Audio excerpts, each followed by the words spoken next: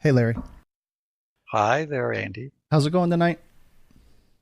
I've been Good. better, but I'm having a great day. It could be a lot worse, so look at the positive. You are Absolute Mr. Negative every time. No, I'm saying I'm having a great day. It could be a lot worse. Yes. Please consider making us part of your podcast diet. You can find us at Registry Matters on your smart speaker or podcast app of choice like Google Podcasts or Apple Podcasts. Also, if you like what you hear, please write a review. If you don't, forget everything I just said. You can support us at patreon.com/Registry Matters. Well, we have a guest joining us tonight, Josh B Hoe. Josh is the co-host of the podcast Decarceration Nation, which is a podcast about radically changing the way America does criminal justice.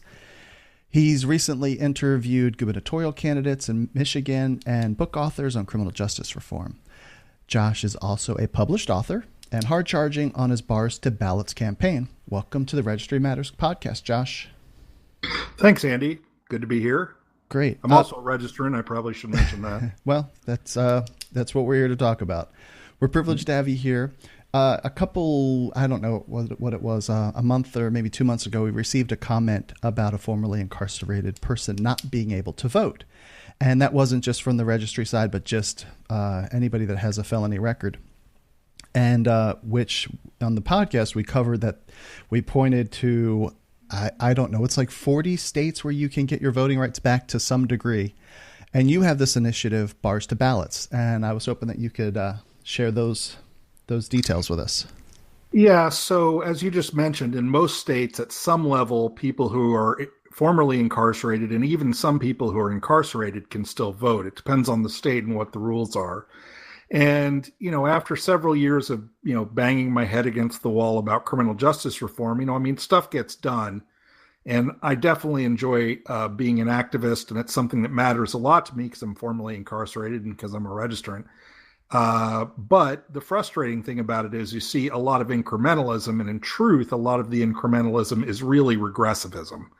And what I mean by that is that a lot of times the reform does harm to more incarcerated and formerly incarcerated people than it helps. And so I thought about it a lot, and I started becoming a lot more openly politically active, not just as an activist, but also in party and stuff like that. And so I got myself made a delegate. I went to the nominating committee, and I found that none of them were talking about any of the stuff that I thought was important. And so I thought about it some more, and I decided, well, I wonder how many people are formerly incarcerated. And so I talked to some of my friends at the Brennan Institute and a couple of other places, and I found out that there's about 12 to 14 million people who are either incarcerated or formerly incarcerated. And as we said before, many of them can vote at some level. And so my thought was, well, how can we start getting people so that they all, at least in one area, at least in the area of our shared interest, start being more politically active? And my thought is that at the very least, we should all vote and where we can. And that if we vote, we should only vote for candidates who support real criminal justice reform. The second part of the platform is really just to try to get the vote for everyone who doesn't have the vote. And then there's some other more technical things, like things that you can do to try to get your candidates on the record. There's some stuff that, right now we're really just kind of at the educational stage of the program where I'm just trying to let people know that we're starting this. And I've started to try to network with a bunch of the other organizations that work on criminal justice reform and stuff like that. It's going okay so far. Larry, that's pretty much it. You bring up about, I'll just say our people, in their lack of willingness, lack of fortuitousness to get involved. Here's the example of someone really taking the reins. Yeah, well, I feel like one thing that I've really learned over the time is that no one else is going to get up and do it for us. At some cases, even in the case of Doze versus Snyder, the ACLU did an awful lot of work, but so did a lot of registrants. The University of Michigan Law School did a lot of work, but so did a lot of registrants. Plus all the people who were the people who were named in the case, the Does, were obviously registrants as well, and it had direct impact on them. And I feel like just in general, right now politicians feel like that criminal justice reform, regardless of the kind, that that they'll be for it to a certain extent, but there's really no penalty for them to ever be tough on crime or tough on criminals. And the only way we can change that is by demonstrating that we vote and that our votes have impact. And we can only do that if we start turning out. Larry? I agree with you, Josh. Unfortunately, as I've been in this movement for the better part of a decade now, I find that all of our people, when you do an analysis of which way they lean politically, too many of them lean toward the conservative side and vote for the people who want to continue to hammer down.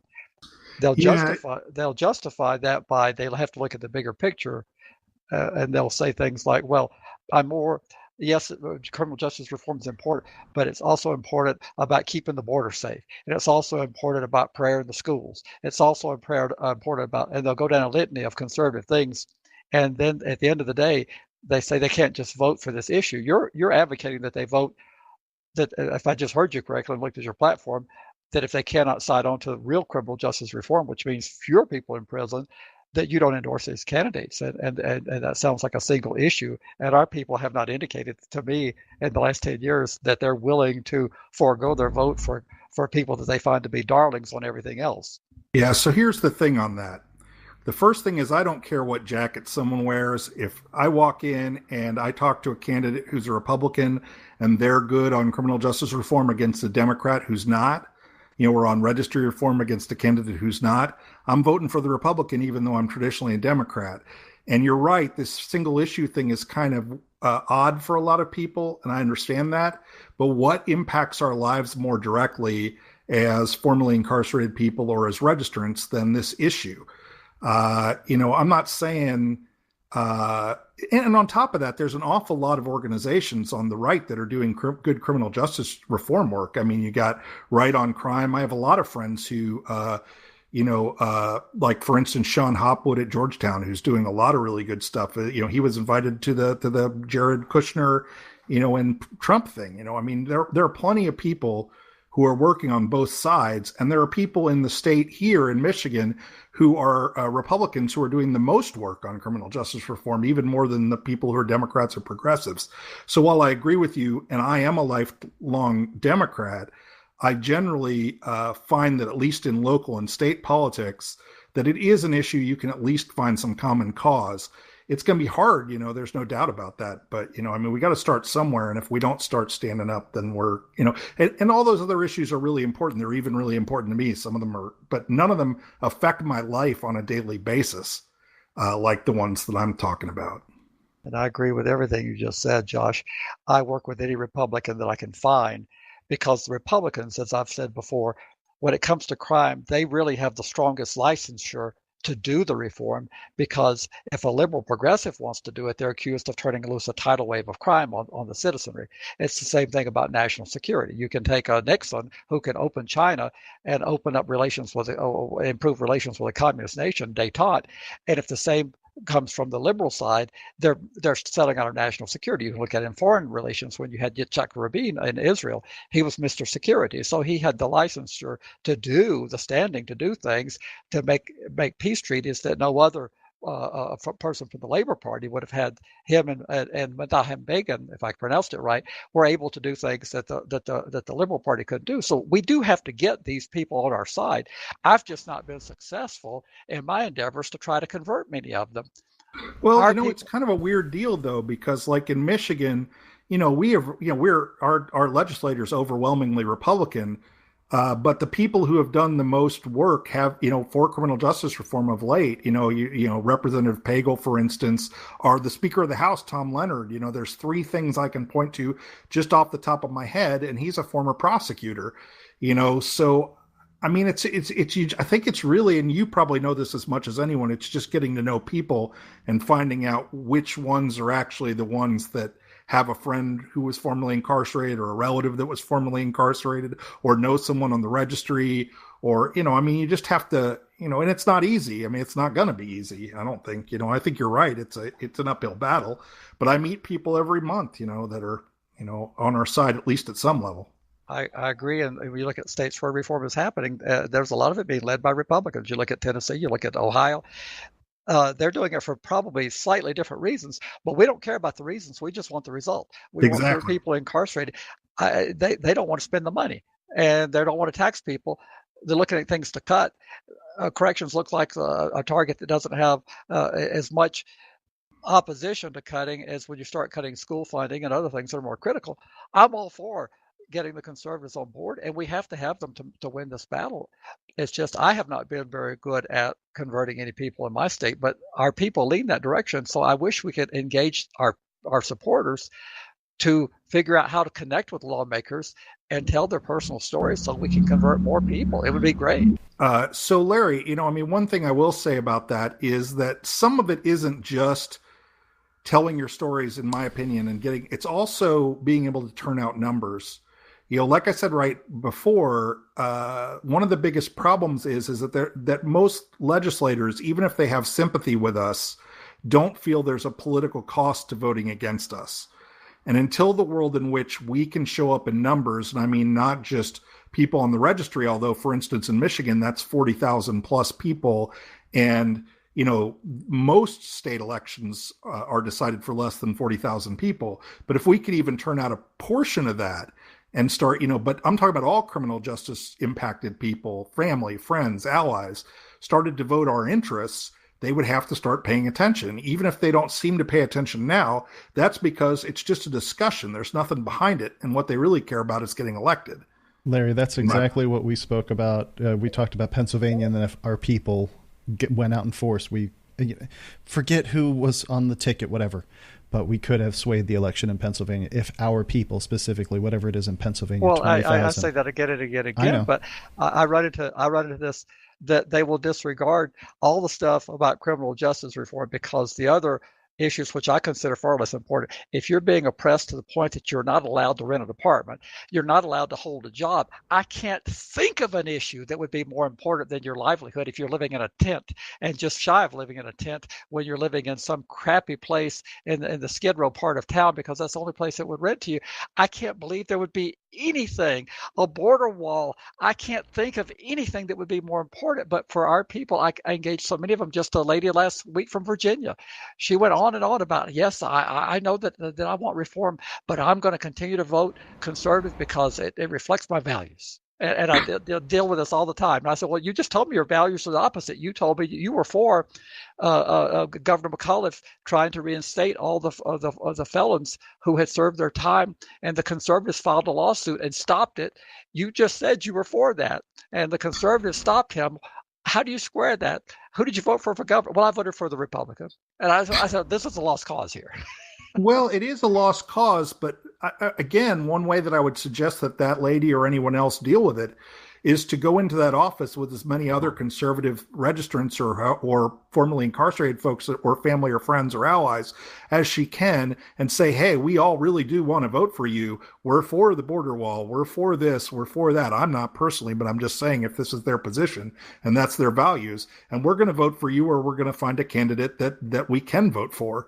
And if enough people keep doing that, then eventually they're going to start listening to the actual agenda because they're going to want those votes. Now, I agree with you that it might be harder to flip people, although I think it's like you're saying, kind of nuts, because in my opinion, just the idea of being able to, for instance, graduate from the registry would be more important to me than almost any other issue I could think of. Getting rid of a lot of the collateral consequences from incarceration are pretty important. All these things are more salient in my life every day than these kind of things that, I may have very strong feelings about our policy, say with Iran or North Korea, but that's really probably not going to directly affect me today as much as if I can, if I can get arrested for accidentally being in a restaurant near a school or something. I agree with you, Josh. We're on the same page. I'm probably more burned out and jaded from the years I've been working at this, beating my head against the wall. We need a new group of people to come behind you because your time's almost up, Larry. Well, I feel like it's up. All right. Well, I think that you two could go on and on and on about this all night, but we should probably move along. So the first article comes from NorthJersey.com. Bill Cosby verdict sends strong message to victims, New Jersey experts say. Judge O'Neill allowed for 5 other accusers to testify as prior bad act witnesses during the retrial, explained Levy. Although prior bad acts are generally not admissible, there are exceptions, he said. None of these prior bad acts were proven in court. That's going to be the issue of the appeal. Larry, I need you to help out with what's going on here. Well, I haven't seen the appeal. It hasn't been filed yet. So help out on which aspect of it. We talked about 404B, which is the rule regarding prior bad acts extensively. Well, the article describes that they're going to go for an appeal based on that the people that were testifying, it's just hearsay almost. Well, it's certainly not hearsay. They're direct witnesses. But the problem is they're witness in something that, if it occurred at all, it was not on trial. Mr. Cosby was on trial for one victim, not those other five. That's what I'm getting at, is that they were witnesses of their own case. They weren't witnesses to the victim's case. 404B, the rule of propensity evidence, as it's called, doesn't require that it be in this case. That's how it gets in as the exception to being relevant. It's relevant because it helps prove motive, lack of mistake, a modus operandi. It helps prove. And in this case, clearly you could say that the testimony, from what I was reading, was somewhat consistent with what was alleged by the victim who was testifying, the actual victim. And at this point, we don't have to say alleged because Cosby was convicted, so she was in fact the victim of his acts. Well, anyway, the article is talking about that's what the appeal would be based on, is that the women's testimony hadn't been verified. That will be. I would imagine if I were involved in the appeal, and these lawyers are he's going to have the greatest lawyers that would be far above my skill level if I were assisting. But I would be arguing that we would be wanting to know how, if these allegations were reported contemporaneously at the time, or if they just surfaced decades later. If that would be something I would be arguing, and then I would argue that the judge didn't properly weigh the probative versus prejudicial value. There's supposed to be a very careful balancing of how probative this evidence is in terms of what light it sheds versus the prejudicial value, the prejudicial effect to the accused. And clearly, it was quite prejudicial to have five people come in and say, "Yep, he did the same kind of thing to me." Josh, do you have anything?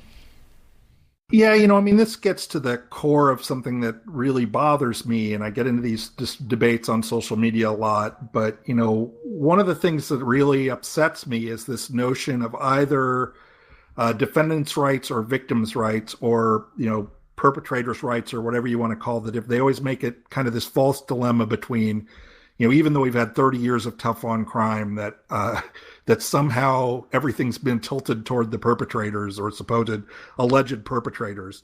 And my real problem with this as a lifelong civil libertarian is that I don't believe we have victims' rights and defendants' rights. We have constitutional rights, and we all have the same ones. And if the idea of victims' rights, which it seems to ultimately be, is to try to prejudice the trial system to make sure convictions happen, I'm not okay with that. If the idea of victims' rights is to help make sure that people who have been the victims of crime are able to tell their stories, are able to be protected when they're on the stand from, abuse, or have time to, take care of themselves or compose themselves or whatever they need to do, I'm 100%, 1,000% on that, as long as the point of it isn't to disrupt the actual trial process in a way that could be prejudicially not beneficial to defendants, because I feel like if the situations were reversed, they'd feel the same way. Well said, Josh. Unfortunately, the victims' advocacy has made it that the illusion that the accused still enjoy all these advantages, and they really don't. But our forefathers intended it to be difficult to convict a person. They intended and deliberately designed a system that would be difficult because they recognized the power of the almighty government. Well, yeah, supposedly the thing we should hold the tightest to is liberty, and what's at stake is liberty. And, and in a lot of cases, a whole lot of liberty. And so in my opinion, it's very important, yes, it's certainly important to make sure that victims aren't re-traumatized, but that doesn't mean that you have a license to prejudice the trial, in my opinion. Well, I'm not convinced that a confrontation should be viewed as traumatizing. That's how the system was designed. It was supposed to. That's why there's a confrontation clause in the Constitution. It's not an imagined right. We're supposed to have vigorous confrontation. Yeah, your liberty is at stake. I think we're probably talking about, we're probably dancing around a semantic issue, because I agree with you that the nature of the questions and the ideas behind them should be fair game. Perhaps, there are ways that you could do it that are less. I do think it is relevant that the person, if you've, I think even for any of us who've been to prison, we understand that there is such a thing as PTSD. And I understand that the system was designed a certain way, but that people can be triggered or upset in particular ways that sometimes get exploited. All I'm saying is that there should be some care for that, not that the questions aren't relevant or that the person shouldn't be put under the pressure of the questions. We obviously agree on that part. We do agree on that part. I don't think that when it comes to crimes in general, there's if you call it abusive to explore if there's a motivation for accusing criminality other than it really happened, we don't treat companies when they say they've embezzled. That's an underreported crime to begin with. But those who do report that, we start investigating their log systems to see how they've kept their records. We start investigating to see if they're in financial trouble, to see if they have any reason to try to manufacture something for insurance purposes. There's nothing wrong with that. Well, I don't think that the investigation is necessarily what I'm talking about. But I don't think we're, like I said, I think this is probably more about the way questions are asked and the value of how people are approached more than it is about the content. I agree with you probably on the content. Are you saying, Josh, like in the courtroom setting where the defense attorney will be really aggressive and almost condescending and attacking the victim? Yes. Okay. That is what I'm saying. And there may be a value to that, but I'm not sure that the value to that is, in a lot of cases, I think it's prejudicial in the other way. But I'm not a lawyer, so I'm probably not the best. This is just my personal feeling. The rest of it, I definitely believe, though, that victims' rights shouldn't prejudice someone's trial. And if it turns out that that is part of prejudicing someone's trial, then, At the same time, I'm just saying I have an empathy toward people who've been victims because, for instance, in my case, I was later in life a perpetrator, but when I was young, I was a victim. So I totally have a lot of empathy for that situation. And when it's all the discussion is had and complete, at the end of that, a victim is merely a witness in an adversarial proceeding, nothing more. For the purposes of this proceeding, you are a witness. Yeah, and we're really just talking about the difference between the legal proceeding and the human being part of it. And I'm kind of talking about the human being part of it, and you're talking about trying to be objective, which I understand. And this next article is from Criminal Legal News, the Sex Offender Registry. It's not what you think. And Sandy, she's a board member of NARSOL, provides a lot of information about the misinformation of what the registry is, including that 40% of those on the registry committed their crimes while they were juveniles for things like mooning or playing doctor. She also presents evidence that 70% of those on the registry would be considered the lowest level risk, followed by 20% for the moderate risk, and 10% would be considered the highest risk. But if we look into what public perception is, anybody on the registry is about to come in your house and abduct all your children and do horrible things to them. That's what the public perception is. Well, my biggest I actually thought this was a really good article, and I thought she provided a lot of really good information. Kind of one of my biggest pet peeves is when you start from the position of recidivism, or you start with that other position without asking what to me is the most fundamental question, which is why is a registry a good answer to those problems regardless? To me, the fundamental core question that never gets answered in a lot of these debates is why are registries good? I don't think they are. And I don't think there's any evidence that suggests that a public registry is a good idea. I have seen evidence that says that a private registry available only to law enforcement, et cetera, can have a small positive effect on recidivism, but that a public registry creates a much larger chance of recidivism. So to my mind, the core question for me before we even get to this is why registry? Larry, that has to be music to your ears right there. It certainly is. The registry.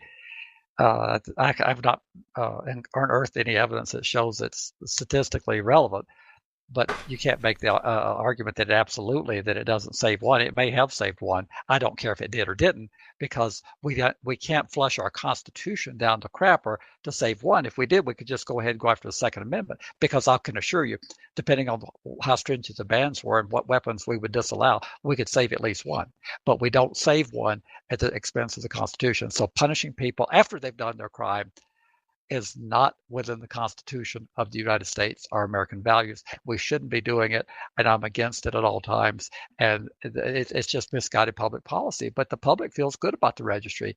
For some reason, despite all this evidence that's out there, if you go out and pull 25 citizens off the street, they will say, yes, I appreciate the registry. It's great, and I have a right to know. Well, no, actually, you don't have a right to know. You have the right to know that a person's been convicted of an offense, but you have no right to know where they're going to school, or if they paid the debt to society, what vehicle they're driving, where they live. You have no right to restrict where they can be present.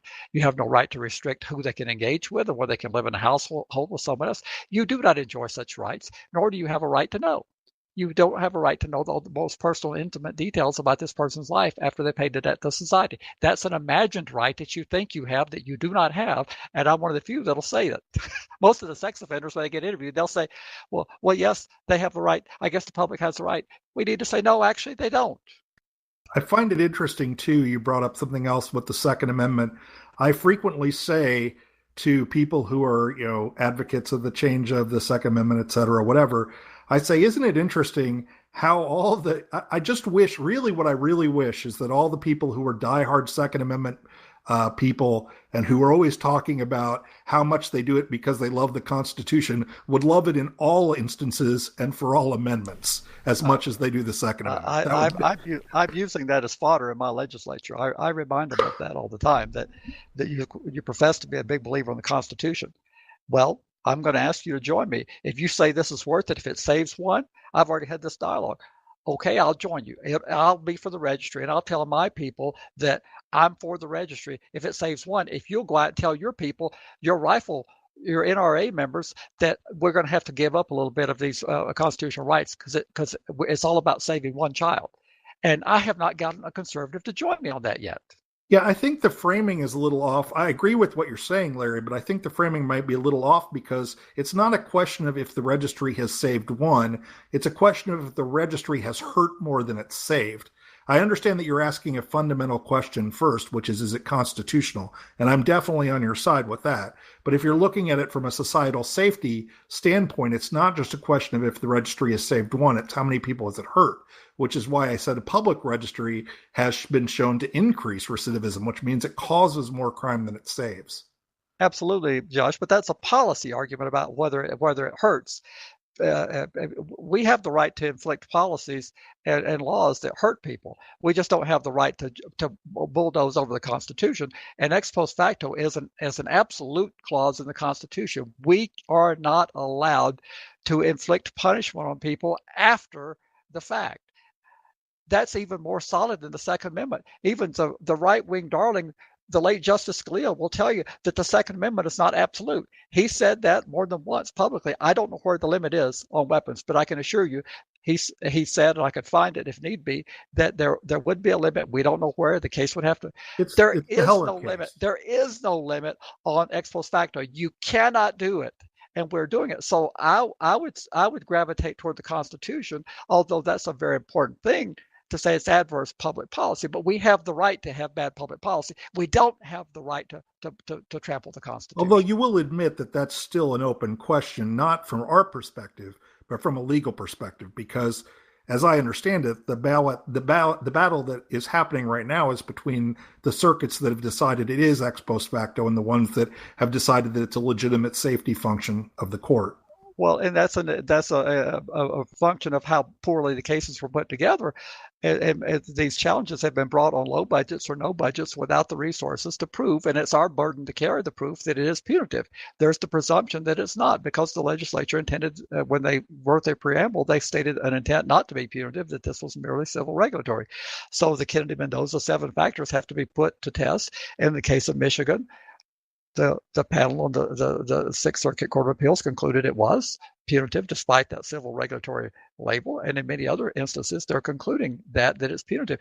There would be the case where you could have a registry that isn't punitive, and I tell people that, and I get criticized for that. You could have a very benign registry that would not inflict punishment. It could be private. You could mail in a form once a year. It could have no cost associated with it, and it would have no penalties, no prohibitions in terms of what you could do in your life, and you could not argue that's punitive. It would be constitutional, because there it would are be elements regulatory. of Minnesota's registry that are similar to that. And that would be difficult to strike down on constitutional grounds. It would be a policy argument you would have to make. Is this wise use of resources?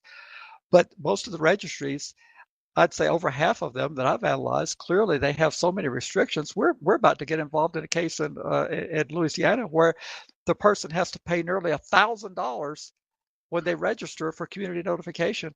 If they live in New Orleans, because of the population density, everyone has to be notified within 2,500 feet, and they have to pay the cost of that within 21 days, or they go to jail if they can't pay it. Yeah, it's pretty crazy. So clearly, that's a punitive aspect. They're inflicting punishment through the civil regulatory scheme. It hasn't been challenged because people have been gun shy. They look at the decisions and they say, "Well, I'm going to spend a whole bunch of money fighting this, and the registrant has no money to pay me, and I may not win this, and I'm depriving my family of a livelihood while I'm doing this, and I just can't do it." Well, I think we can find a middle ground, because I think I agree with you, obviously. So I think what we should be saying, maybe in terms of our arguments, is, first of all, we don't accept that this is constitutional, and we're not going to accept that it's constitutional.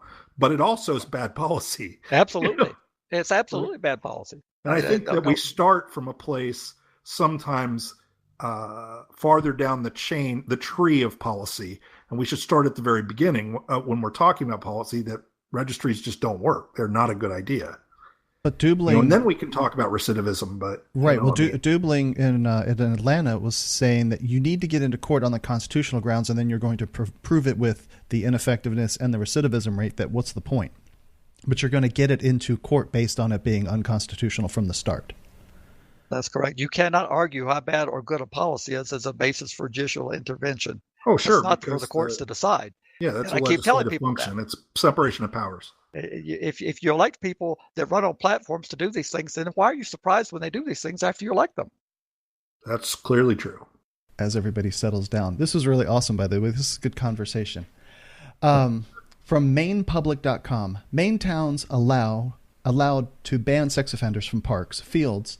A new law allows municipalities to prohibit sex offenders from coming within 750 feet of such property. Officials in Madawaska had argued that the state law only allowed municipalities to ban such individuals who come near property leased to nonprofits.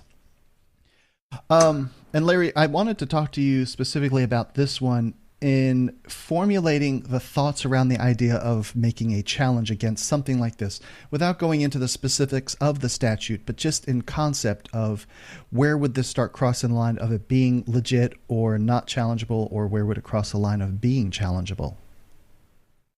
When you say challengeable, you're meaning with any likelihood of success on the merits. Well, I mean, yeah, challengeable. Certainly. You can file a lawsuit. The test is going to be the same when this would be similar to the Illinois park ban restriction that they had. Maine just expanded what they felt was lack of clarity in the old statute. This is not a new public policy. It appeared not to apply to publicly owned facilities, so they wanted to make certain that there was no doubt that the 750 feet applied to those facilities where there were public-owned pools or schools or a number of things on the list. Challenging this would be looking at how much. There's always new claims you can invent, like taxation without representation, that I don't think has been effectively asserted. in these claims. Well, we generally go in saying that it's a punishment and it's an ex post facto thing because these restrictions apply to people after the fact, that they can't do these things, they can't be present in these facilities.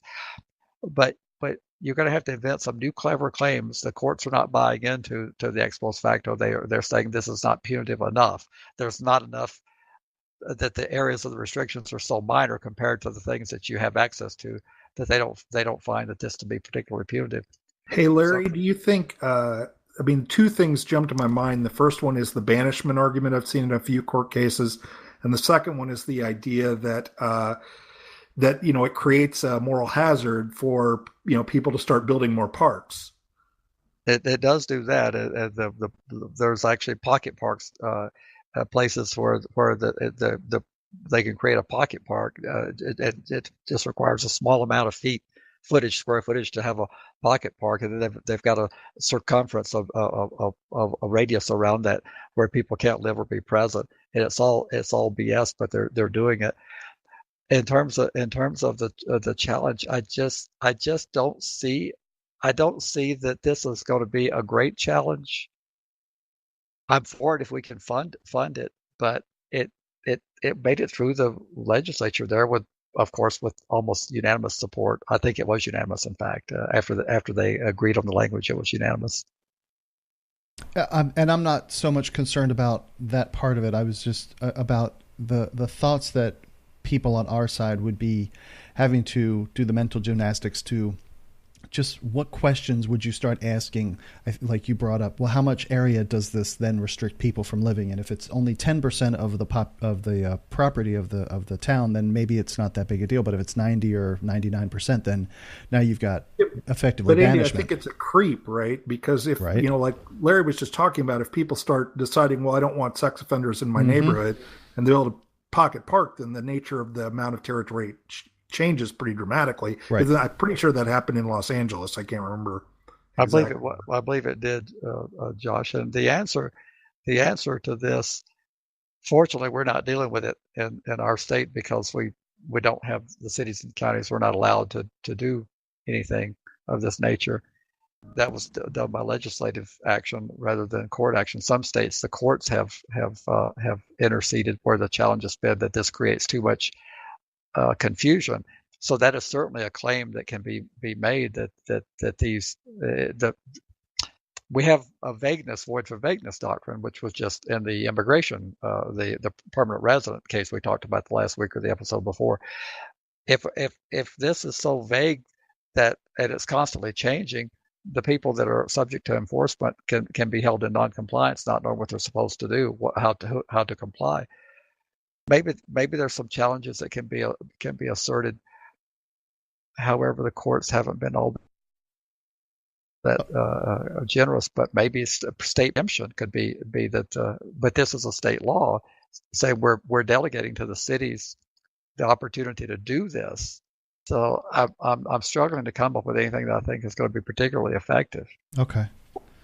Well, that's kind of what I wanted to try and touch on, was even that aspect of, are they just like up the creek? It would have been better if they could have stopped it in the legislature. Unfortunately, we don't have much going on in advocacy in Maine. Maine's not one of the worst states to live in, despite the fact they had those gruesome murders there a decade ago, or however long it was. But the registry in Maine has been tamed by judicial intervention of a decision of a case I can't pronounce. All these things we can't pronounce, but the Maine Supreme Court has limited them in their ex post facto application of the most onerous requirements. Got it. And then from MissouriNet.com, Missouri Supreme Court hears case on prosecutor who targeted letter writers in sexual assault case. The National Association of Criminal Defense Lawyers and the Missouri Association of Criminal Defense Lawyers joined together to submit a friend of the court document in support of the Chief Disciplinary Counsel's proposal to impose sanction on prosecutor Zand, I guess is how you'd pronounce that. You brought this case to the attention of the podcast, Larry, so can you give us some background on it? Sure. It's one that really troubles me because I can see a little bit of merit on what the prosecutor's position is. The prosecutor was faced with character letters that were being sent to a small community on behalf of a convicted person of a sexual offense, and the prosecutor let the writers know that they were going to be, that which is already a given. These letters are not private. You don't get to make a private letter to the judge about someone you're in support of. Those letters go to both sides. It's an adversarial system. The prosecutor knows exactly who wrote the letter and what was said, but the prosecutor took it a step further. The prosecutor informed the letter writers that their names would be released in a press release advising the public of who they were, various things about them, and that it would be to their interest to consider withdrawing those letters so that they would not have to be on the end of the press release that he was intending to do. And the press release was to the effect of, these people support a convicted sex offender.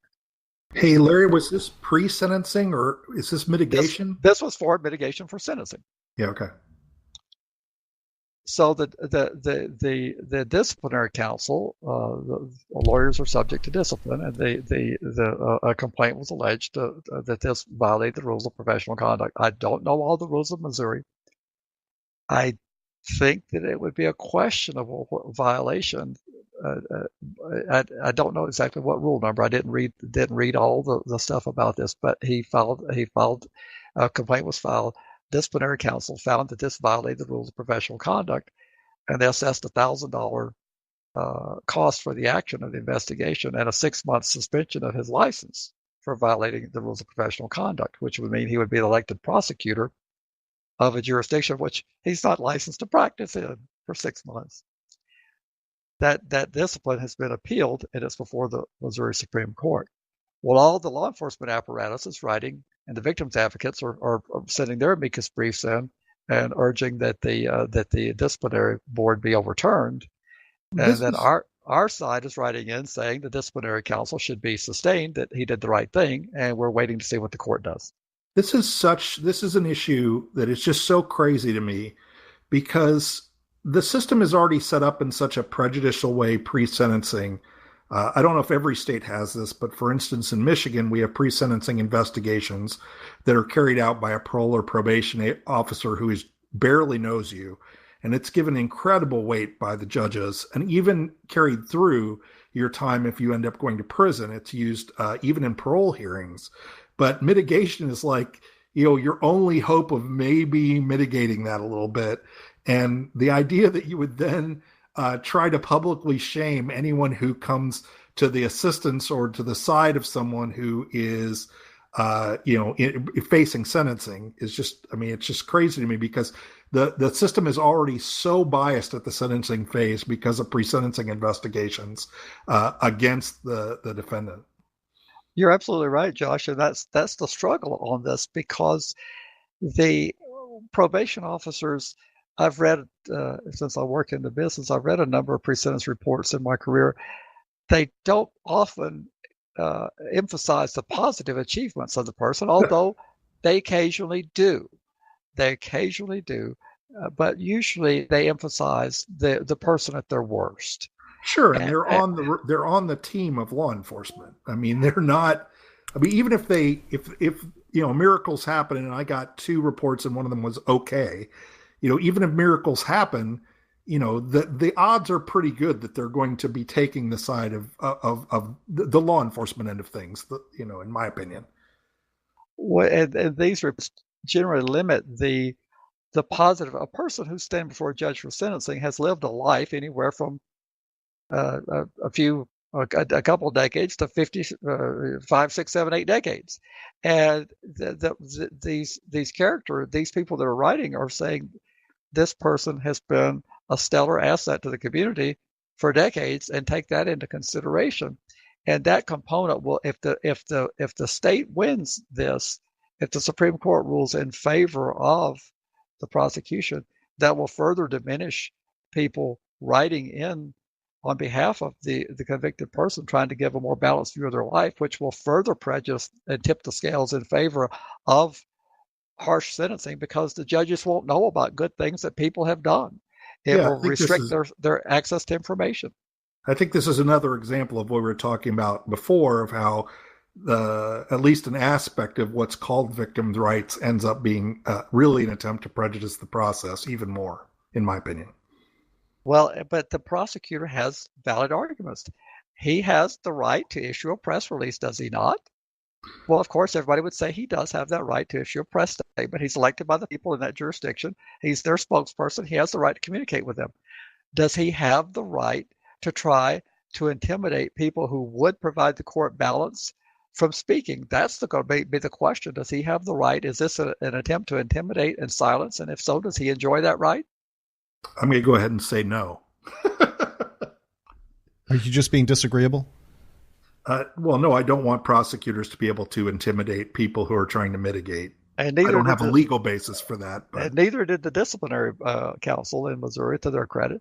And I hope that the Supreme Court upholds the disciplinary council and finds that was over the top. But we will wait and see. It seems like he has it's legit for him to issue the press release, but he was releasing the people's work addresses and prior work addresses, or at least work names, totally shaming the people.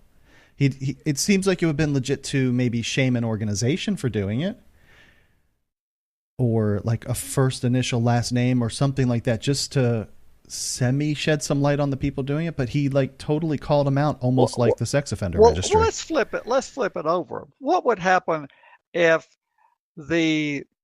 what's not allowed by the rules of the limits of what are placed on what a victim in most states? I know Norm Pattis got a lot of praise for an acquittal he just got a couple of weeks ago in the last month he's a Connecticut attorney, for some very aggressive cross-examination, which is forbidden in most jurisdictions. What would happen if you flipped it over and all the stuff that the defense wanted to get in about the accuser, how they had conducted themselves, what if they issued a press release and condemned and outed all the bad things that person had done? I wonder if we would be having this discussion right now. I wonder if the prosecution would be in favor of a defense attorney having the right to do that. I would be willing to bet that the prosecutor would not like that.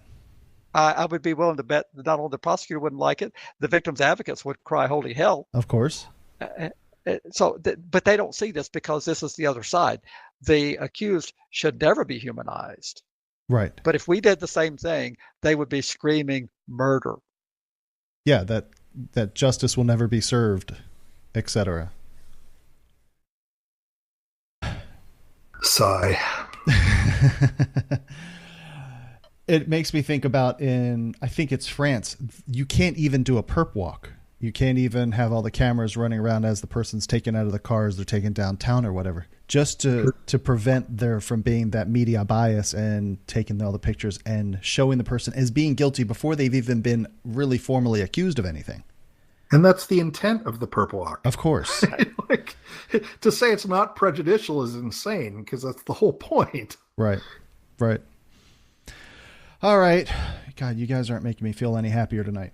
All right. Well, so this next one comes from the PBS NewsHour, and I even have some audio clips. Missouri public defenders are overloaded with hundreds of cases while defendants wait in jail.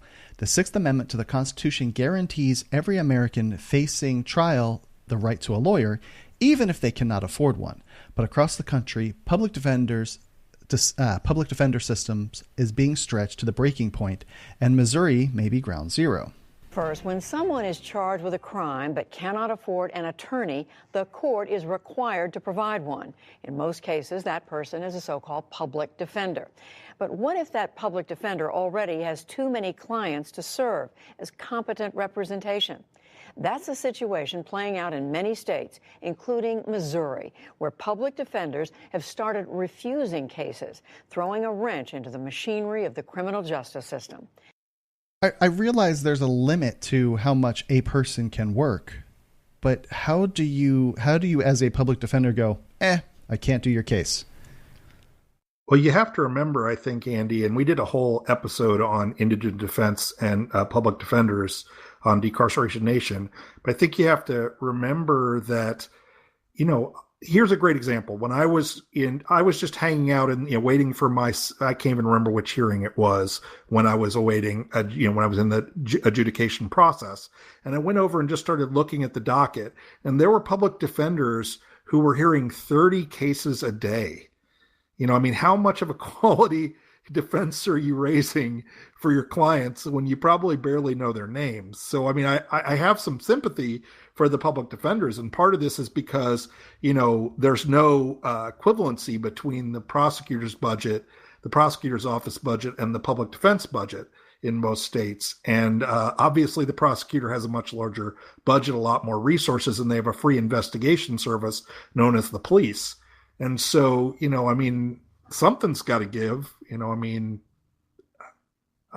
it sucks. Larry?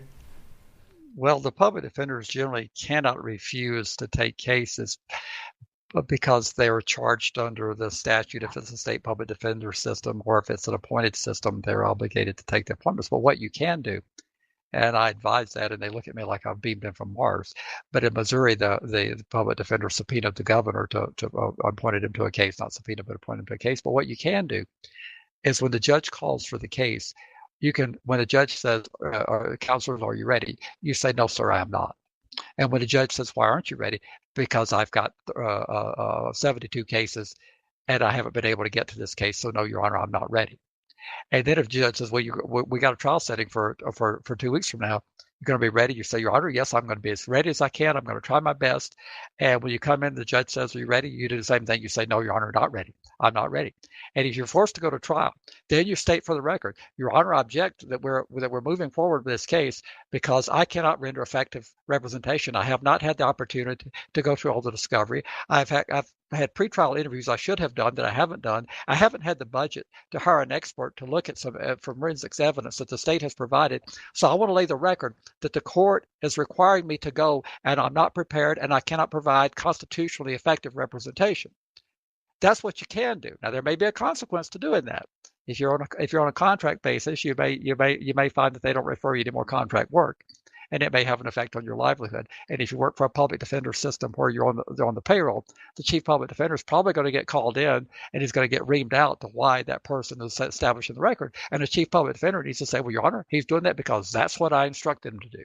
I instructed all my associate defenders to let the courts know that they cannot properly represent these people, and we're going to establish a record as long as it takes until we get adequate resources to defend people in a constitutional, effective manner. That's what you can do. Well, and you can also, as from a policy perspective, peg the public defender's office resources at at a level that's similar to the prosecutors. I think I've seen different proposals up to 80%. You can do that, but you've got to go through a political process where there's no public support for that. But meanwhile, the person that's accused is just sitting in the tank. That is an unfortunate, very unfortunate, tragic collateral consequence. Then we have to come together and figure out ways to file creative motions to get people that are in detention who have not had adequate representation, some mechanism to try to provide them relief. Well, and this is also part of why so many people plea. It's not just that you're put in the shotgun situation, but it's also that there's a huge incentive for the public defender to plea because they don't have time to do much more than that. And I have a clip that covers that. Let's move on. You have to go visit with your client. You have to look at the charges that your client faces. You have to investigate the case. You have to meet with witnesses. You have to talk to the police officer. You have to file motions. You have to receive the evidence that the prosecution has and then discuss the evidence with your client. To think that you can do each one of those steps in 150 cases is absolutely ridiculous. I know that we've said similar things. Larry, you've specifically said things like that. And Josh, I heard the episode you were talking about for the indigent defense. So here is Michael Barrett is the head of Missouri Public Defender System. And that's a quote from him speaking to that point exactly. Well, how could you possibly, if you're doing 150 felony level cases and there's 250 working days in a year, how could you possibly do all those things for your clients effectively, because you would be having to plead out a case practically every day? That's what it sounds like. And the plea itself takes time because you have to go through the ritual of establishing all the things that have to be established for the bona fide acceptance of a plea.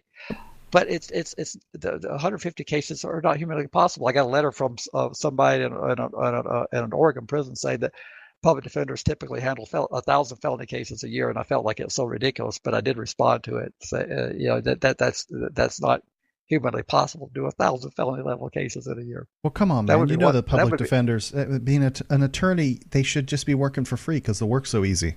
Well, even if it were free, you could not do 1,000. That would be 4 pleas a day. You can't do four guilty pleas a day.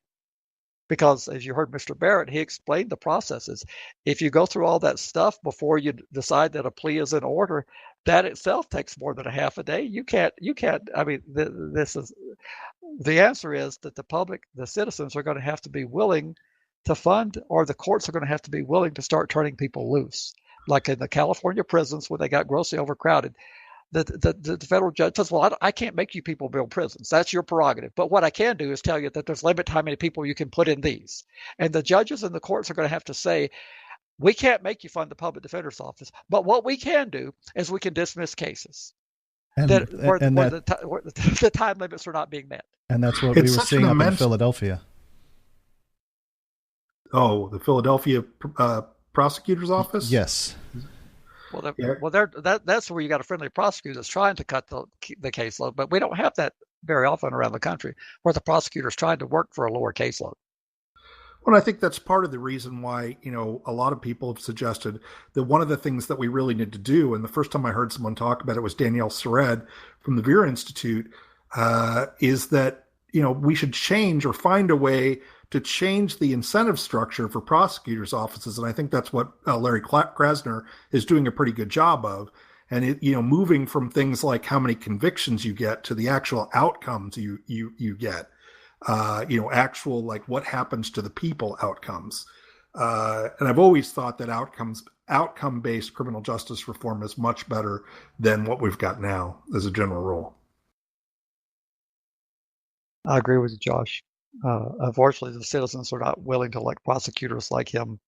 That's not what sells to most voters. And we elect prosecutors in almost all of our jurisdictions around the country at the state level. There are some pretty good new organizations that are coming up that are doing a lot of work to try to agitate to get progressive, or what you would call progressive prosecutors elected. We'll have to see in this cycle how they do. But like Sean King's organization, then a Rory. Forgetting his last name, but there's, I think it's called Foglight LLC. But both of those people are doing a lot of work trying to get more progressive prosecutors elected.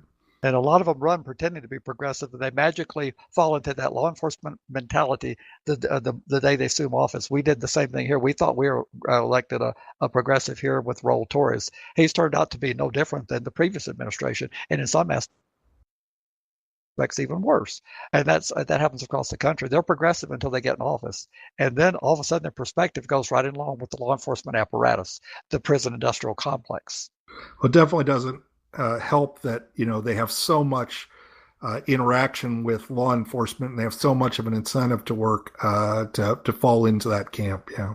As a result, defendants like Rayshad Ashton often end up pleading guilty to crimes they say they didn't commit just to get out of jail. It's called pleading to daylight. And you just spoke about that, Josh. Well, I think the obvious example of that is the case in Rikers Khalif Browder, who he didn't end up pleading out, and it ended up being pretty devastating for him. But he talked a lot about how much he wanted to plead to daylight, and there's a lot of people who've said that they did plead to daylight, that, jails, I know from my own experience that jails, as bad as prisons are, jails are much worse in a lot of cases.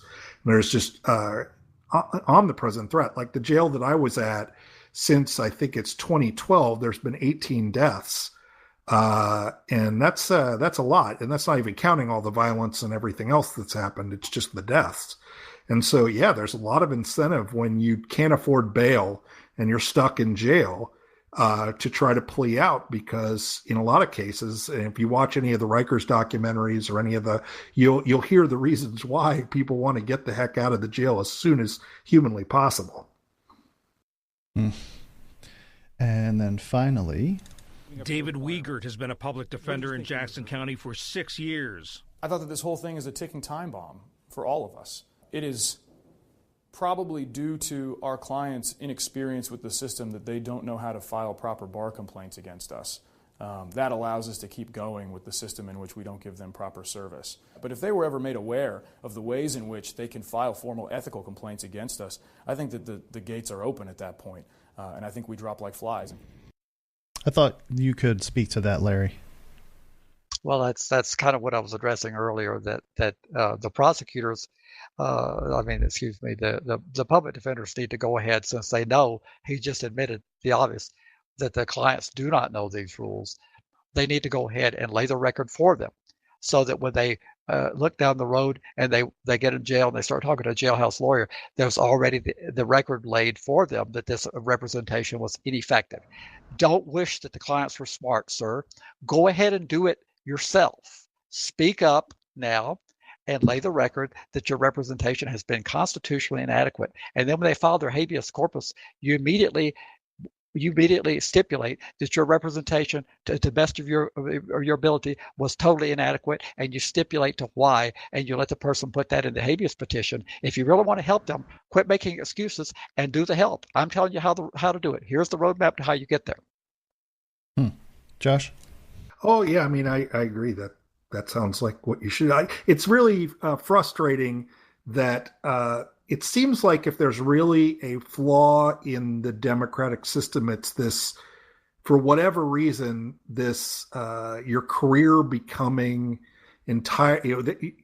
your ethics becomes secondary to your career. And so, with legislators, all that matters is getting elected. With prosecutors, all that matters is getting elected. Even with these terrible public defender jobs, all that matters is getting more cases, even at the expense of for a fact, if you're one of those public defenders, I know a lot of them are working really hard and it's a tough job, but for a fact, a lot of times you're not providing a robust defense, but you just let the system just eat it up, just keep eating everybody up. It's just, it's depressing. Well, I can't guarantee there won't be consequences. I can't guarantee you that, but I can guarantee you this: the system won't change without you doing some of the things I'm recommending. You are the one that's in the driver's seat here to establish the record. The defendant doesn't get to speak. You are his or her mouthpiece. Use your mouth where they are silenced, and you establish the record that's going to show that you're not doing a constitutionally effective job. Don't pass the buck. Do it. It's the right thing to do. Yeah, I agree with that. Ready to be a part of Registry Matters? Get links at registrymatters.co. If you need to be all discreet about it, contact them by email, registrymatterscast@gmail.com. You can call or text a ransom message to 747-227-4477. Want to support Registry Matters on a monthly basis? Head to patreon.com/registrymatters. Not ready to become a patron? Give a 5-star review at Apple Podcasts or Stitcher. Or tell your buddies at your treatment class about the podcast. We want to send out a big heartfelt support for those on the registry. Keep fighting. Without you, we can't succeed. You make it possible. From the Miami Herald, homeless sex offenders are getting kicked out of their South Florida encampment. Now what? This is a place in Florida where, due to other restrictions, like 2,000 feet, 2,500 in Florida, I forget what the limit is there, where they have just been pushed off into almost like a warehouse district. And there's a tent city there, and they came in and said, you guys got to go. And where are they supposed to go then? Yeah, I remember the first time I heard about this tent city or under the bridge city, actually when I was incarcerated. I was really lucky that I had a friend that sent me the New York Times. I know that's crazy. I was probably the only person in the history of prison who got a daily New York Times, but I did. And I remember, I guess it had to have been somewhere around 2013 or 2014, reading this the first time and just being so disturbed. I don't know what it's going to be like when I get out, and I'm reading about Florida and about how there's places where there's nowhere for anyone to live. So they have to literally live under a bridge. And then, a little bit after that, let's forward, I finally get through parole and probation, and I go to my first NARSOL conference, and we watch the Untouchable documentary by David Fagg. And, I'm just watching this thing and I'm going, I'm glad I live in Michigan, is I guess all I would say. I mean, Right. it's just awful. And one of the things I was thinking when I heard this story this time when I heard it, the first time, I was just thinking to myself, how crazy the sex offender registry is when I'm sitting here rooting for a bunch of people to be able to stay living under a bridge. Right. It's miserable, and I can't for the life of me figure out it's like, hey, we're going to institute this thing without anybody looking, not forget like 10 moves out, but even just like the next one. Well, if they can't live here, where are they going to live? Nobody even like, where are they going to go? Oh, they're going to pitch a tent next to an abandoned semi-trailer. I think that's mostly because the person who's writing all these rules could care less what they do. I mean, obviously, and for those of you who don't, I mean, this was another of the many wonderful ideas by the books in Florida, which, the older book, The Gentleman, is one of the biggest political powers in Florida. He's a lobbyist and has been for a long time. I think he was really got his power under the Clinton because he had relationships with the Clinton family or something like that, if I remember correctly. And, basically his daughter was, there was some kind of sexual abuse with a maid. And as a result of that, for the last, at least, I don't know, 10, 15 years, I don't know, they've been basically coming up with a million ways to push new laws that increase the level of restriction on sex offenders. And so, Florida has especially that area of Florida has some of the craziest, everything you can imagine, I'm sure the people who are listening who are from Florida are well aware, but man, it's just, it's like they've created an industry around every year having a new set of restrictions to put on sex offenders. Again, I'm just baffled at thinking about what are they supposed to do next. They have to live somewhere. To me, then the alternative question is, okay, you don't want them here, you don't want them anywhere. You should have sentenced them to life, or you should have sentenced them to the death penalty. Well, I kind of remember when I lived in New York City, it was a different New York City that exists now. And that's because at one point in New York City, one of the mayors decided that it would be a good idea to take all the undesirable elements and make it so hard for them to live there that they had to move to a different state. And ultimately that happened. And so the New York of today, while I'm not saying it's perfect, is much different than New York of my youth. And frankly, I like the old New York better. But I feel like maybe that's what his I don't know what his goal really is, aside from continuing to use this to amass political power for his daughter, but who's now in the legislature, if I remember correctly. She is. Yeah, and so this, keeping this thing going is like I said, it's like a family business for them, and I kind of feel like if there is, I don't think they care at all what happens, but my guess is they would say, well, they'd rather they just moved out of Florida, but I could be wrong. I don't. But that's not necessarily easy. You can't just pick up and move unless you have a reason to get to that next state. You just it's not that easy to do. I'm saying that I don't think they care about the practicality. I'm saying they could care less because it's not about, all it's about to them is the continuing to have the issue. I think, Yeah. I don't think they could. I think they could care less if someone has no alternative and they end up back in prison. They don't care if they move. They don't care. They just want to keep ramping it up because it keeps them in the spotlight. Right. And so then I guess a follow-up came out just maybe in the last day or so that maybe they're going to be allowed to stay. Yeah, that's my understanding. There's some kind of a delay or a stay. I didn't get a lot of time to read that, but that was good news. I thought, like I said, it's a little weird to be rooting for people to get to keep living under a bridge, but as opposed to having no alternatives, that's definitely better. It's ridiculous. Well, Josh, I kind of sidestepped your question about banishment earlier because I was going to bash about banishment on this article, and I didn't want to do it twice. So.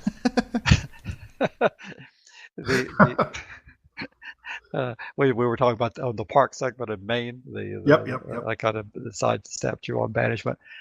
Banishment is a tough. There's a conservative view of banishment, and then there's the more progressive view of banishment. The conservative view of banishment is we look at the words as they were meant and understood at the time the Constitution was framed in colonial times, and banishment had the meaning of pushing someone out altogether. That's why the residency restrictions have been difficult to prevail on banishment, because they're free to usually be in the city, they just can't live there. And that's not a true banishment, as far as a conservative jurist would tell you, that I have to look at what the framers would have meant at that time. All this evolving standards of decency is nothing but bullshit. Here's an opportunity for us to give the conservatives something to hang their hat on in the court system. We can map out this. It's going to cost some money, but a legal challenge could be mounted in Dade County and Broward and those heavily populated counties in South Florida. I believe Broward's next to Dade, but I know Dade is Miami. We could do a challenge there, and we could map out that only a minuscule percentage of the land parcels are available, which you effectively do have a banishment. I think a banishment claim would work here because they're not allowed to live there, and they're not allowed to be there because of the proximity restrictions, if I understand Florida restrictions correctly, which gets us much closer to a banishment. And we can hand this to the conservatives on the court and say, hey, does this meet your narrow standard of banishment? They can't live there. They can't be present there. And they've got 0.33%, which is probably more than that, but they've got 9.2% of the landmass in Dade County available to them. Does this qualify? And see what they say. Sounds like a good idea to me. I'd love to see the banishment argument asserted in cases where both they can't live anywhere and they can't be in town because of the loitering and the anti-presence restrictions. You combine that, you can almost meet the tough definition of banishment. Isn't that what was going on in North Carolina? That's what Dubling said in his presentation about I'm pretty sure they had presence restrictions where you couldn't even get to like the state, the capital. Yes, those are, but they don't. They're not quite as bad as Florida because they don't have the stringent residence restrictions at Dade County, because Florida has a state restriction, and then they have their locals that exceed that. And of course, I would want to go after try to go after preemption in a challenge as well, and say that the state needs a uniform regulatory system. Therefore, the locals can't do that. But that's an inconsistent argument, because some people like for the cities to be able to regulate things if they agree with them, and then they magically don't like the cities to be able to regulate things that they don't agree with. And I'll give you an example like minimum wage. Conservatives who claim that they believe so strongly in local home rule, and that the people that are closer to the community, closer to the voters, are the wisest, therefore they should be empowered more, that they're the smartest. They have preempted every chance they get where they're the majority at the state level, any local minimum wage. In Missouri, for example, St. Louis voters have voted a higher minimum wage, and they just went into session and said, oh, gee, well, we're smarter here. We preempt them because we don't agree with that. Well, we can't have it both ways. We either believe that there should, I'm a minimum wage believer, that I think the minimum wage should be higher.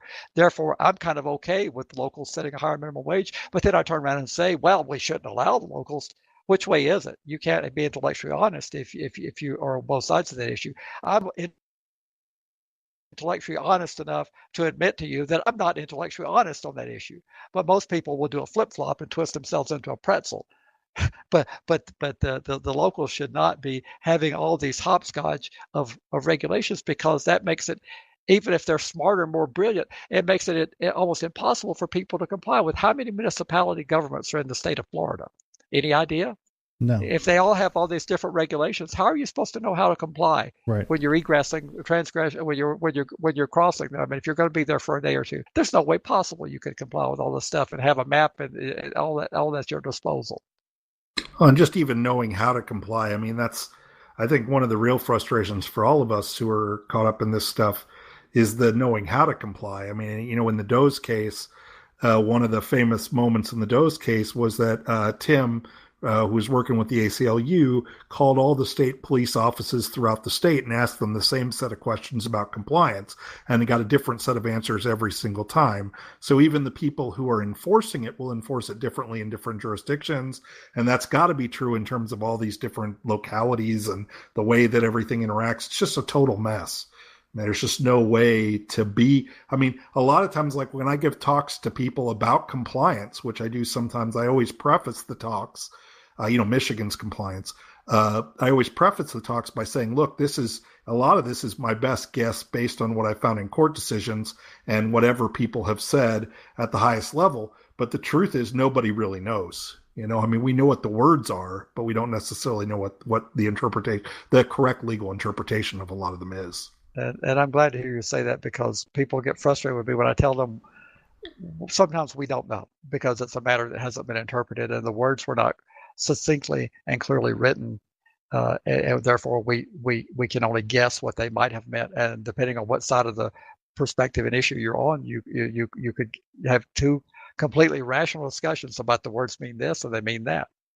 Yeah, and it's it's all speculation until a court decides it. So. Well, I hope to see some challenges in Florida, some real effective challenges. We've got an active affiliate, the NARSL organization does, and I'm hoping that they're working on challenges. They don't run all their strategy past us, so I don't know precisely what they're doing, but I hope that there's some things coming down. Well, I doubt any of them can. I don't know what kind of, how you can listen to podcasts under the bridge, but if you can, I hope those people know that a lot of people are thinking about them. We got to get the word out, Josh. We need more people to listen to podcasts. Yeah, that too. See, these old people that are hanging around, their time is, running out and they need to move on, perhaps, Larry. And, then we can get some younger people that listen to podcasts. Yeah. Right. I know Larry must listen to every one of y'all's podcasts and mine, because I can't barely stand to listen to myself doing this. Listen to myself a second time is more than I can take. So I'm just amazed that people listen to the numbers that they're listening. And I'm just kidding. I hope we're providing valuable information and we're helping people and encouraging people to know that we're doing all we can with the resources that we have. Resources are constantly the issue, and you see our restraint is largely because of resources, not because of will. Well, and I say this to people all the time. I think I was just talking about this earlier today. Is, and when we were talking about bars to ballots at the very beginning, maybe there's a full circle kind of thing. But I say this all the time that, my podcast, it's totally do it yourself. I bought I have a microphone, I have a laptop computer. I figured out I didn't even know how to do any of it. And, I do it, you can do anything I do, you can do, and you're right that resources matter. But, I'm pretty much a self-contained. I put out all the promotion myself. I do everything else. And, it's just a passion project for me. And, whether it be voting or going to meet legislators, like for me, it was symbolically really important to be a delegate to the Democratic nominating convention this year in Michigan, because I'm publicly a criminal justice reform advocate, a formerly incarcerated person, and a registered citizen. And I let everybody know that. And so, I keep showing this picture of me holding a lanyard at the thing in front of the big stage, not because I think, I know I'm not pretty, but the idea is just to say, hey, if I can do this, you can do this. And I feel that's true with all this stuff, podcasts or writing stories online. I know a lot of people who do that kind of stuff, sharing information, going to the conferences, networking, whatever it is. If we can do it, you can do it. I agree wholeheartedly, because this was all put together. It's just funded out of my own pocket, and Larry donates his time. Basically, that's how our podcast works. Just the same. Yep. And our final article is from Appellate Squawk. Come on, Larry, this is all you. The Court of Appeals believes the victim, even when the jury doesn't. In a 6-1 opinion, with only the redoubtable Judge Rivera dissenting, the court upheld the lower court's decision putting the defendant on the Internet Sex Offender Registry for the rest of his life based on acquitted charges. So if I get this right, the person was tried and then the charges rescinded. He was acquitted, but still ends up on the registry? I took the time to do some research on the case, and this is an example of less than thorough journalism, because the journalist didn't bother to actually report the entire case accurately. He was acquitted of almost all the charges, but he was convicted of one count. And I'm guessing that one count was a sexual offense of some sort. It was a sexual offense. That would make a big difference. And so he ended up as a convicted person, having gone to trial and had a not guilty verdict on. The jury was hung So the judge notes 3 times that they were hung, and then they managed to unhang themselves and found him not guilty of all the counts except one. And so he was convicted of a sexual offense, which in this state of New York they have a risk-based system. And at that process, it's not offense-based; it's risk-based. So he had an opportunity to cooperate with the risk assessment, but to do so, it was placed him in peril, because if you can imagine, you're contemplating appealing the one conviction that you did have, but in order to be risk assessed, you have to talk about what you were convicted of. Which means that Mr. Quinn, the guy's name, Mr. Quinn Britton, was I don't know if it's Britton Quinn the way, but anyway, this individual was asked to cooperate with his assessment so that they could properly level him, and he declined to do so. And I hate to say so, but he did decline to participate in the process, and that was his right to invoke his Fifth Amendment. But in doing so, that caused extra points to accrue to him. For that, he was given extra points, and then the standard for putting a person for their risk level is not subject to the same evidentiary rules as a criminal proceeding, and the evidentiary standard is slightly lower. It's that the state has to prove it by clear and convincing evidence that the offense occurred, and that's not the same as beyond a reasonable doubt. It's the next most stringent standard, but it's not beyond a reasonable doubt, which left the court the prerogative to find that there was an evidence level high enough. The judge that sat through the trial to say, I believe the accuser. The jury chose not to, but I believe the accuser, and I find that there's clear and convincing evidence based on the fact that he gave a pretrial interview to the detective. The detective alleged that he admitted the stuff, that he took the stand and said he didn't do it, but unfortunately the detective didn't record it, which means the detective could have been lying or he could have been telling the truth. And I'm not going to opine which way it was, but the detective didn't have anything other than he said that the person admitted to the offenses. But the jury didn't believe that was beyond a reasonable doubt without any stronger evidence, so the jury didn't convict him. But the judge found that there was a lesser evidentiary standard to find that he did commit the acquitted charges, which means that combined with the extra points made him a higher level offender than he would have been potentially, and the lowest level offenders don't get displayed to the public. And I'm not sure if the level 2 put him on the public registry, but I think it does. I'm not an expert on New York registry. Can you back up just one step? The jury acquitted him on all charges, but the judge then still found him guilty on one charge? No, the jury convicted him of one sex charge. Okay. And acquitted him of the others. All right. That put him in the position of needing to be risk evaluated because he's a convicted sex offender at that point. Right. And this is one of the, this isn't exactly, this case doesn't do this, but one thing that I think we need to be aware of and talk about is that while in general, I think in the main, risk-based systems are probably better for most people than a offense-based system. For some people, it can be worse. And for some people, it can be a lot worse. And so, I know everyone doesn't agree with me on this, but that's why I'm such a big fan of the notion of graduation, because there's so much research that suggests after a certain amount of time, be it 7, 10, 12 years, depending on the different research you talk about, that people's level of supposed risk drops below the risk in the general population. And also things like that people age out of crime, a lot of other things that, in my opinion, for me at least, one of the gold standards is the idea that people, until we can get to the idea where everyone agrees that the registry itself isn't a good idea, that maybe another, or we get a constitutional challenge that overturns it. One thing I would really like to see is graduation built into registries, that if you remain offense free, that regardless of your tier, you have a chance to graduate automatically in a clean slate kind of manner. I agree with you. I agree with you, Josh. Well said. Can I read the sentence from the opinion so that people understand? The jury acquitted defendant of first-degree rape, and they cite the Code of New York statute, and 2 counts of criminal sexual act in the first degree, and they cite the statute. All of those were felony charges, and they convicted of one count of second-degree sexual abuse, which was a misdemeanor. That brought him into the ambit of registration. Got it. So I just want to clarify, are you saying that he got convicted of a misdemeanor and somehow that's become lifetime registration? Uh-huh. He got convicted of the misdemeanor, but under New York's risk-based system, it's not an offense-based system. Now, magically, people would like the offense-based system better here.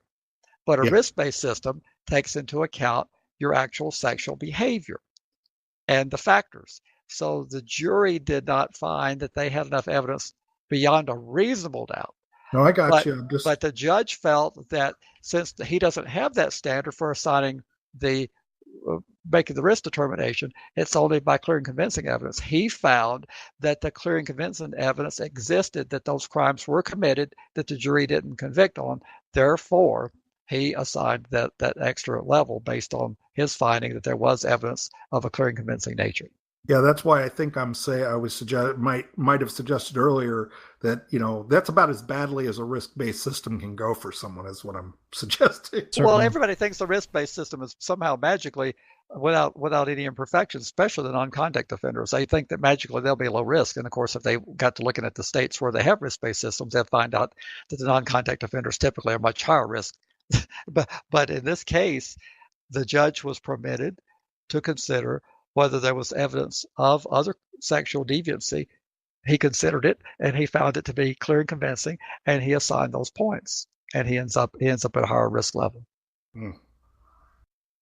We like judicial discretion until such time as we don't like how the discretion comes down. Kind of like the Judge Persky with the Stanford swimmer when he imposed a very short incarceration followed by probation. You remember the case where they got the I'm sure there's luckily there are a lot of people who have defended that judge quite a bit of late. So. Yeah, but the voters are going to turn him out regardless of what happened. The voters are going to turn him out with an overwhelming margin. But our people, it frustrates me that our people, we claim that we want judicial discretion and we want judges. We prefer judges who exercise some independence. That judge did that very thing, and some of our people have been the most upset about. Well, my son got it. Well, but your son was not in the same situation where the probation department recommended this type of sentence. Well, I'd like to suggest that one thing we should stop doing as a group, generally, I don't mean NARSOL, I mean us as offenders, sex offenders, or whatever you want to call it. Registered citizens is probably the better nomenclature. But what we should do is stop saying this registry would be okay. I mean, I think we should start with the premise that the registry is not okay, and then try to make the best of what's left, but never giving ground on the notion that the registry itself is a bad idea. I agree with you, Josh. I oppose the registry, period, end of discussion. If you're going to do a registry, you have to do it within the constitutional confines, which would be a very benign registry process, which virtually doesn't exist anywhere in the United States except for a couple of states that I could say probably meet that benign test. Yeah. But even that I don't support, because it still doesn't serve any purpose. But you could do it from a constitutional perspective. You could do things that are bad public policy. As long we as do all the you're time, operating within the Constitution. We do all the time, unfortunately. Absolutely. And we get mad when the judges don't save us from bad choices we make. To circle back around, Josh, you had. But then we call it legislating from the bench when they strike something down that we agree with. We're quite a mess of hypocrisy. Right. Yes, we are. And to circle back around, though, you mentioned some studies, Josh, that talked about people aging out of crimes, where I'm sure you saw the debate with Marcy Hamilton and Emily Horowitz, and she said they absolutely somehow magically when you turn 18, treatment is over. It's a non-issue. But Emily turns around and she cites meta studies.